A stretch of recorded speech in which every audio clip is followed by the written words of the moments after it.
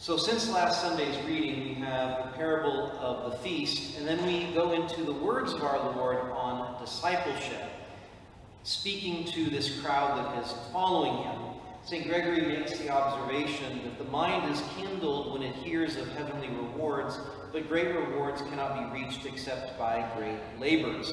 Something which we all recognize, that in this life nothing of value comes without real sacrifice and work, but it's even more so for the next life, for supernatural things, that we must carry the cross before we can experience the resurrection.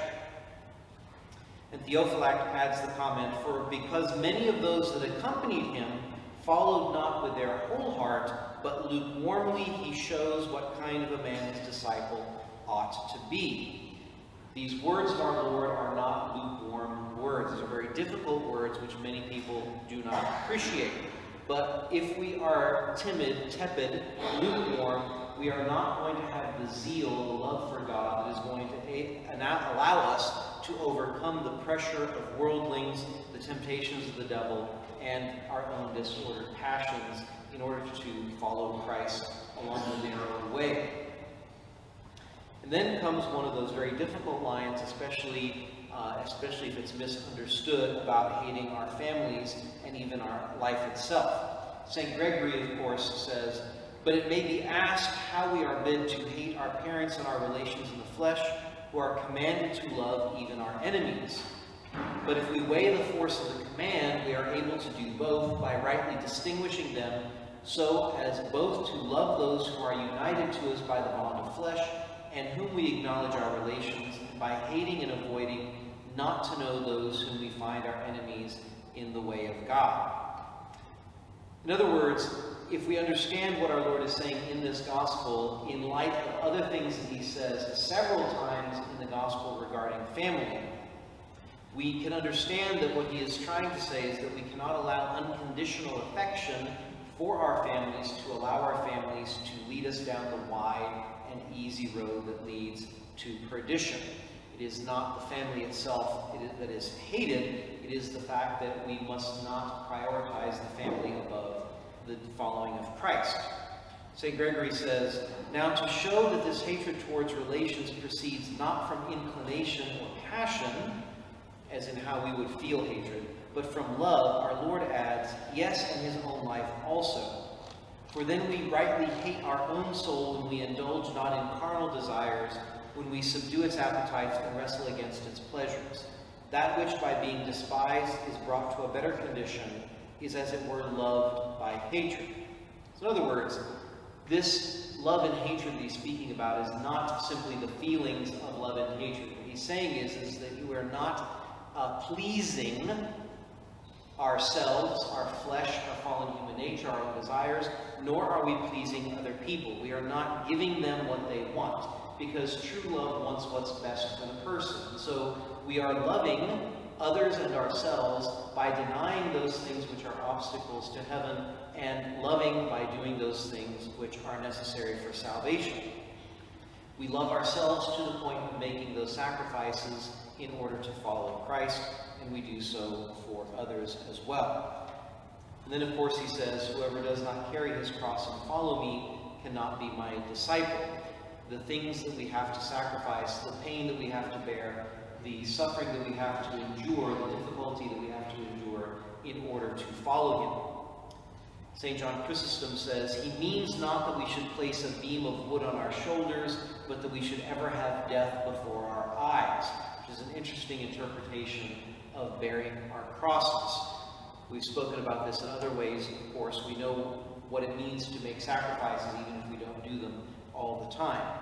This is another way that St. John Chrysostom is saying what he means by carrying the cross. And St. Gregory, in commenting on carrying the cross, says, "In two ways we bear our Lord's cross, either when by abstinence we afflict our bodies, or when through compassion of our neighbor we think all his necessities are ours." So, and again, what it means to carry our Lord's cross, to make those sacrifices, which many Catholics sadly only think about during Lent, but which we should be doing all the time, or by carrying the cross of another, just as Simon of Cyrene helps our Lord carry his cross. And then our Lord gives some metaphors. He's always speaking in parables to make his point. In this gospel, he's using this image of construction and of war to make the point of making adequate preparations. St. Gregory comments, "For everything that we do should be preceded by anxious consideration. If then we desire to build a tower of humility, we ought first to brace ourselves against the ills of this world." And the Fathers also comment on this tower that our Lord speaks about as the watchtower that we have to watch for our spiritual enemies. And then he summarizes everything in, "So therefore none of you can become my disciple if you do not give up all your possessions." And this, of course, is summarizing everything that he's saying altogether, in the sense that we must be willing to give up everything that we possess in order to follow him.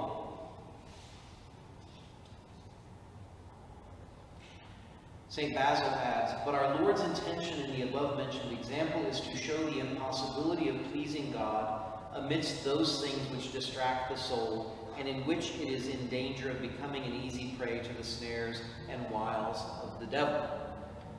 And St. Bede, the last comment I'll add on this, makes a comment about those who follow the gospel in a perfect way, in poverty, chastity, and obedience, that is, monks and nuns and the consecrated religious, but that everyone is required to make these sacrifices to a great degree, even if they do not do so absolutely by following the evangelical counsels and living in a monastery. All of this can be simply summarized as one cannot follow Christ if one is bound by attachments to people, things, or places or activities which prevent one from following him freely. This concept of detachment is essential in the gospel. And our greatest attachments are to people. And that's not necessarily even bad people. We can be unhealthily, spiritually unhealthily attached to even good people and to healthy relationships if that relationship causes us to choose that person over Christ.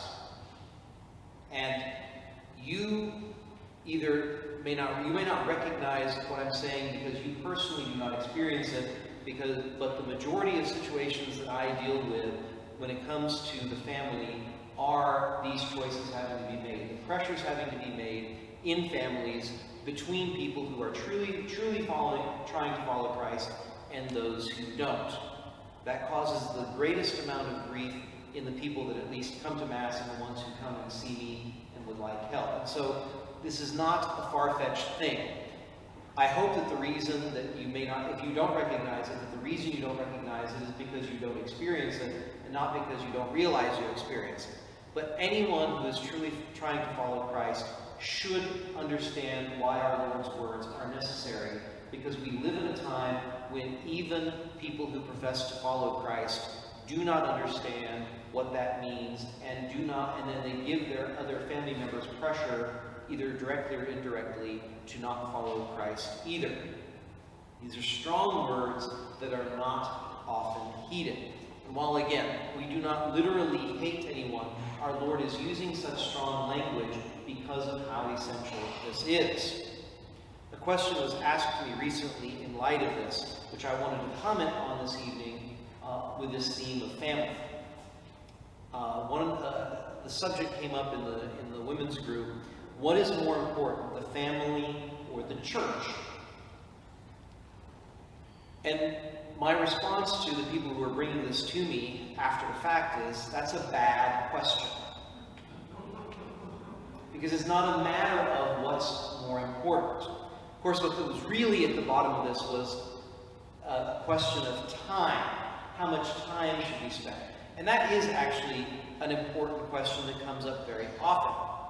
I think the difficulty that people have with that question is the fact that they don't recognize that it's subjective, that the amount of time that one spends in those two very important things that should not be in competition depends greatly on one's duties. And our duties do vary by our particular circumstances. Obviously, there's some commonalities, but each person's situation is a little bit different. We have a duty to attend to assist at the holy sacrifice of the Mass on Sundays and holy days. We have a duty to grow in holiness, which does include, depending on other factors, assisting at Holy Mass more often than that, and spending time in prayer with our Lord in the Blessed Sacrament. We have a duty to our spouse and our children and to the care of our homes. Therefore, depending on all of those different factors, the amount of time that one spends at the church or in the home depends on the balance of those duties.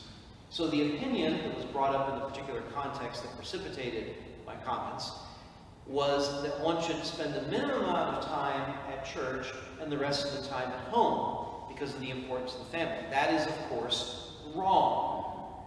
But it's also wrong to say, I'm going to spend as much time at the church as possible and neglect my children and my chores and the house, etc., etc., etc. So those are both errors, both extremes.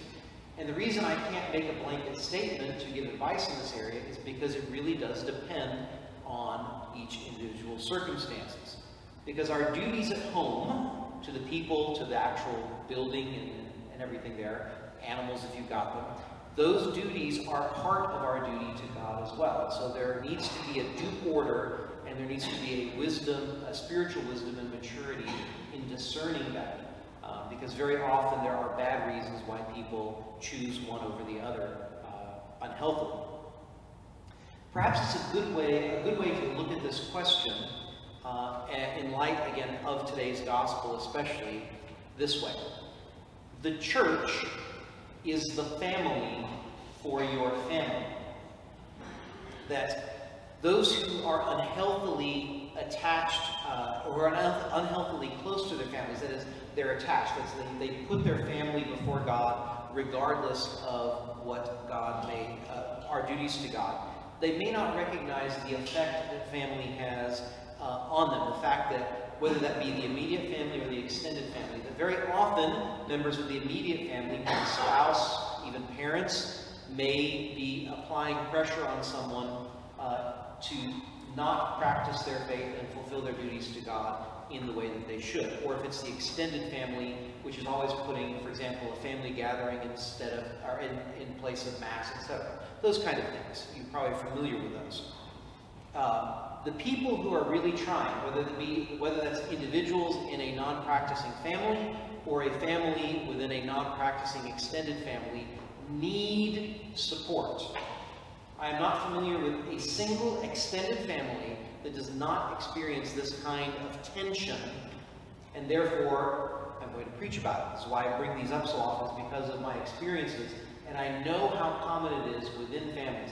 There's several extended families even within this parish, and even if most of them go to Mass, even within the family there are these different priorities and tensions which go on, which make this gospel so relevant.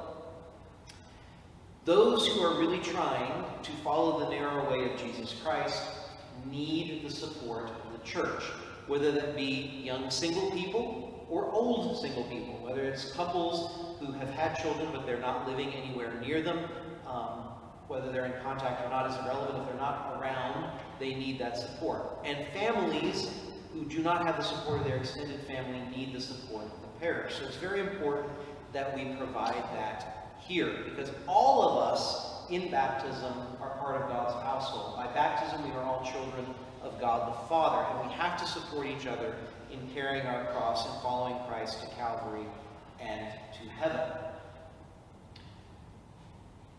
And in this situation, in the critical nature of a good, holy family, which is on the way to heaven and doing its best to support each other on the way to heaven within the context of the parish, it's critical that we recognize and emphasize who it is that sets the course for the family, who it is that's responsible for guiding the family along that narrow way that leads to heaven, who's responsible for everyone in the immediate family putting God first in all things. And that is the husband and the father. He cannot do it without his wife. But neither can she do it without him. Many very heroic women have to try because their husbands don't. And they do their best, and they're very often in tears because they are trying to do the job of both them and their husband, and it does not work. It's most effective when the husband fulfills his role because it is his role. The statistics are absolutely clear. When the man of the house is not involved spiritually with the children of both sexes are less inclined, but especially the boys, to continue practicing their faith. And I know many women who have to take on this responsibility because of the failures of their husbands, which is why I preach on this subject as often as I do. Someone may be tired of hearing it, but that's okay. I'm tired of all the heartbreak that I have to encounter every day because of this failure. And until men step up and actually fulfill this role and stop failing in it, I'm going to keep preaching on it because of the untold sadness and trauma that this causes to their wives and their children. So many of them come to me, and I'm just thinking in my head, honey, it's too late. You made this decision 20 years ago. And I'm not saying that to be flippant or to put them down. It's that at this point, I can only do damage control. I'm going to do the best I can, but this is why it's so important that we invest in our youth. That's why it's so important that we especially have men who are helping form our children and our youth in the ways that they should be. That our young ladies are taught which kind of guys they need to avoid. One of the things I always like to say to the youth group is, if you're interested in someone, your first thing that you need to say to them is, show me your rosary. If they don't have it, run. What if they left it at home? Well, once they get the maturity to carry it on their person all the time, then you can date them. It really would work if they did. At least as a first step. Men, I want to tell you that I understand that it's difficult. I want you to know that I know that Catholics in general, but especially men, have not been taught how to do this. And you can't give what you don't have. And many men, especially anyone who might be feeling guilty at the moment of what I'm saying, needs to understand if you did your best, you did your best. God's going to accept that. But since everyone's best is not going to prevent difficulties later on, I'm going to do my best to help. I know that many men hide their feelings of fear and inadequacy in this role by a fierce bravado. The biggest problems with machismo is what's behind a lot of machismo is fear and inadequacy. Telling the woman that it's her job to do this is hiding the fact that you don't know what you're doing. And since you don't want to look bad and feel inadequate, it's much easier to dump it on the wife. But that's not a manly thing to do. But I'm not judging anyone's past. I won't throw stones for sin. But I will judge your present. I will judge your present. And what I mean by that is, I understand that you may have been handicapped by not having received this formation. I understand that you yourselves may not have had a father around giving you what you needed. But your spouses and children can't afford for you not to try and fix that. Your spouses and your children cannot afford to make excuses. We have to do what we can to overcome that. If you do not know what you need to know to fulfill this role, then you need to learn. If you do not have any idea even where to begin, then ask. Be a man, be humble, be strong, and ask for that help. We have things already in place. We have the Society of St. Joseph that meets on Thursdays. We have the Knights of Columbus. There are other men in the parish who are willing to help. But we have to address this. The principle is that grace builds on nature. I can preach until I'm blue in the face. I can offer the grace of the sacraments all day, every day. But our people have to be ready to receive those things. And that comes from a good, healthy environment in the family. And so, while my principal job is to sanctify, since that requires a good, healthy foundation, we have to also work on that as well.